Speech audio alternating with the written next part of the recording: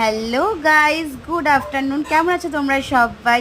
অনেক দিন পর কিন্তু তোমাদের সঙ্গে একটা মিনি ব্লগ শেয়ার করতে চলেছি।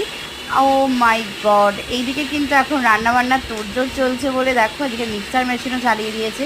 তো যাই হোক, আমার এই টুটি ফুটি মিনি ব্লগটা তোমাদের কেমন লাগলো অবশ্যই কিন্তু জানিও।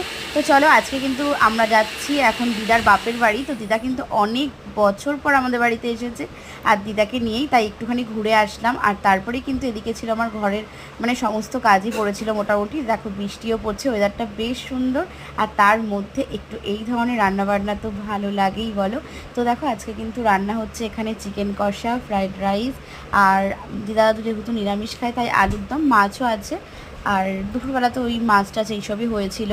তো এই যে আমার রান্নাবান্না কিন্তু অলমোস্ট ডান। তো একটু পরেই মামা মামিরাও আসবে। তো সময়টা হাতে খুবই অল্প, ওদেরকে পেয়েছি কিন্তু অনেক দিন পর। মানে এই কাছের মানুষগুলোকে পেয়ে না মানে কি বলবো, 2-3 ঘন্টার জন্য পেয়েও মনটা যেন আলাদাই একটা শান্তি। আর এটা যে কীরকম শান্তি সেটা আমি বলেও বোঝাতে পারবো না।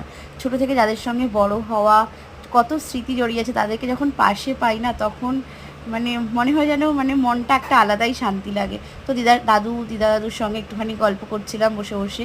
তো দিদা বলছে এখানে যে রান্নাগুলো খুবই ভালো হয়েছে, সবাই তাই বলেছে। তো দেখো বন্ধুরা, তারপর আমরা কিছু ফটো ক্লিপস করলাম। তো টাটা বাই বাই, সবাই ভালো থেকো, সুস্থ থেকো।